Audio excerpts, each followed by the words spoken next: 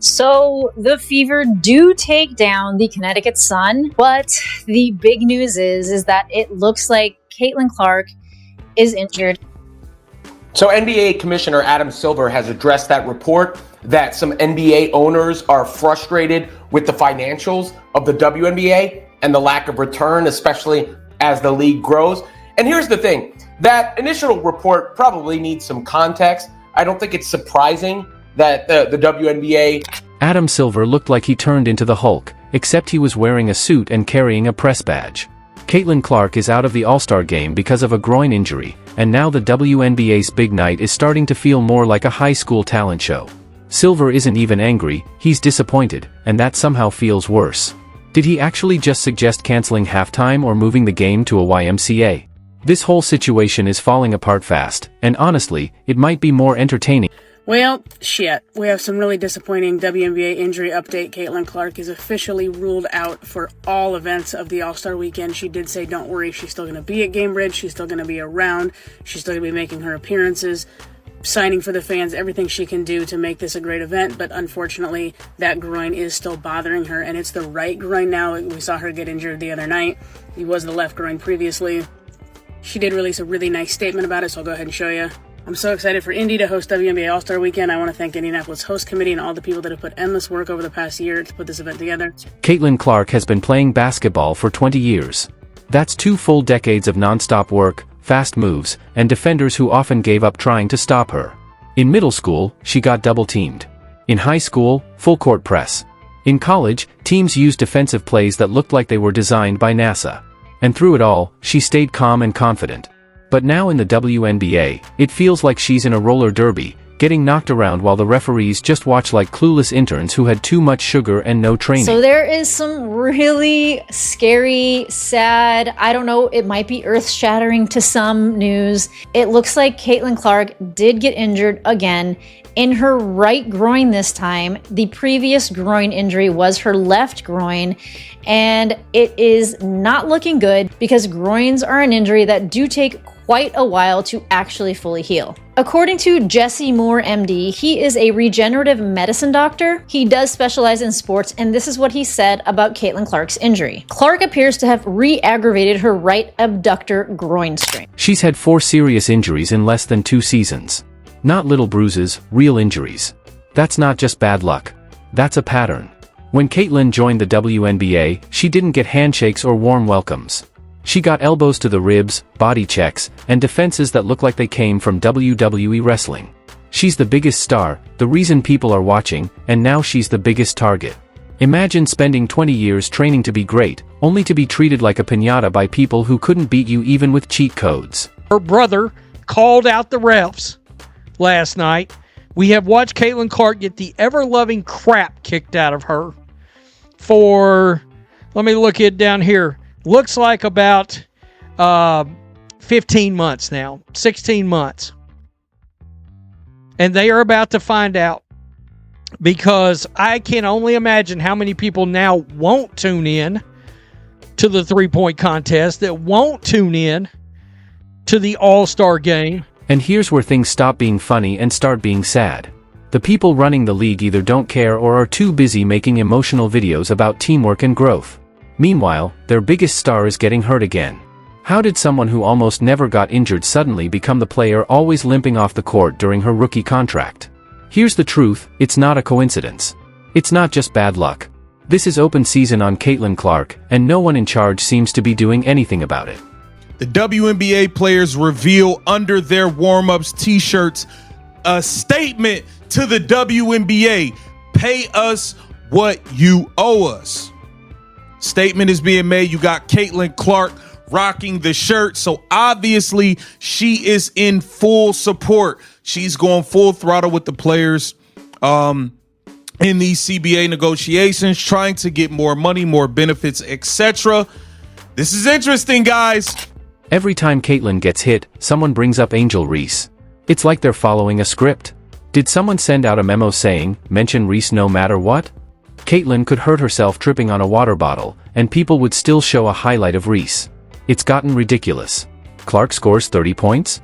Cut to Reese on the bench. Is this basketball or some strange romantic rivalry where the plot is fake, but the injuries are real? And while all this is happening, Adam Silver is sitting courtside, realizing he didn't buy a ticket to a basketball game. He bought one to a demolition derby. He's not just mad, he's grieving, because deep down he knows the WNBA wasn't ready for a player like Caitlin. The league is used to slow games, low scores, and referees who don't show much energy. But Clark is fast, exciting, and brings in fans. And now, every flaw in the league is clearly visible. And under that spotlight? Pure chaos. The effect it has had on the ticket price, the price of the ticket has dropped over 50%. Basically today in Indiana, if you'd like to go to the All-Star Game, it's only cost you $64. Caitlin Clark can stop a supply chain all by herself. The projection of revenue, the 26% of the revenue that's generated by Caitlin Clark in the state of Indiana. Now, all of the goods and services What's happening on the court isn't basketball. It's more like slow-motion destruction, with whistles that show up too late, if they show up at all. The refs might as well be betting on the games with how little they care. Other players are crashing into Caitlin like it's bumper cars. Hip checks, shoulders, flying elbows, it's like a prison gym. Clark isn't being guarded, she's being attacked. And the WNBA is pretending everything's fine. Let's be clear, Caitlin didn't get hurt 4 times because she's weak. She got hurt because people are jealous, aggressive, and the refs are stuck in the past. And no one is stepping in to fix it. I don't want to make too big an issue about one particular player, one particular call, but I think the burgeoning rivalries in professional basketball, you see rivalries obviously among clubs, but also among individual players too. Let's stop pretending these are just accidents. This is a pattern. You don't get this many injuries in such a short time by chance. You get them when people foul you harder than anyone else, and the referees stay quiet like it's their job to ignore it. The game isn't failing Caitlin, it's working against her. All the flashy marketing in the world can't fix that. And the worst part? Every time someone tries to talk about how unfair this is, someone brings up Angel Reese. Like saying her name somehow makes all of this okay. Like we can't talk about Clark being fouled without checking Reese's box score. What's next? Blaming Caitlin's groin injury on Reese's fake eyelashes. The obsession is insane. Caitlin could miss a month and people would still try to twist the story into something about rivalries or growing the game. But here's the truth, no one buys a ticket to see a team full of just as important players. They're coming to see Caitlin Clark, a once-in-a-generation talent who's being treated like she... Caitlin Clark has received a lot of heat from the players. So this actually says a lot about her, the fact that she's still willing to stand with these players and try to help get what they want. The players do want more money, and I would like to see everybody get paid. I'm never going to be someone to hate on somebody, getting their bread. So I'm not against the players getting paid more. They're taking a stand. This is going to be interesting, man. I was on the fence about how involved Caitlin would be. I know as far as I felt like she kind of should have been hands off, but just because of all of the negativity that, bro, you got to understand, from the refs to Kathy to the players who have they've called all of her fans racist. Let's stop pretending these are just accidents. This is a pattern. You don't get this many injuries in such a short time by chance.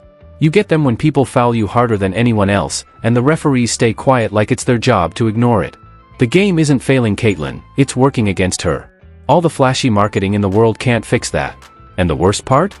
Every time someone tries to talk about how unfair this is, someone brings up Angel Reese.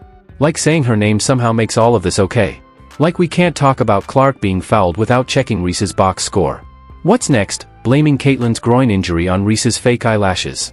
The obsession is insane. Caitlin could miss a month and people would still try to twist the story into something about rivalries or growing the game.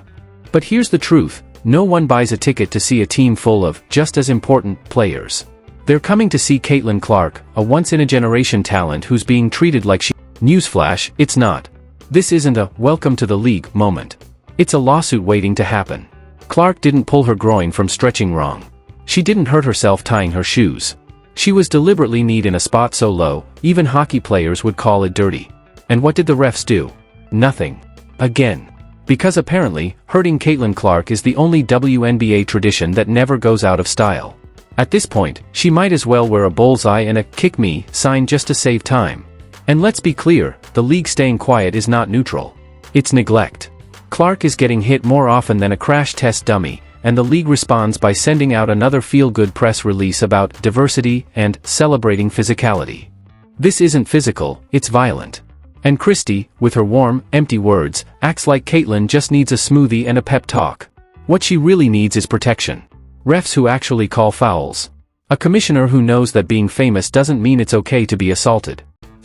Anyone, who treats her like a real athlete, not a punching bag in a birthday party with a league logo.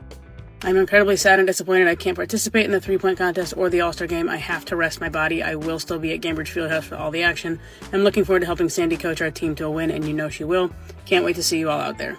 So obviously this is disappointing. However, she's absolutely correct. She has to rest her body. This one game, this one event, even though it is a big event, is so small over the course of her career. And what this injury, like if she re-injures it or further strains it, or heaven forbid it's like a tear or something, she just has to rest. Her first goal is to win a WNBA championship, and she can't do that if she re-injures it or further injures it here.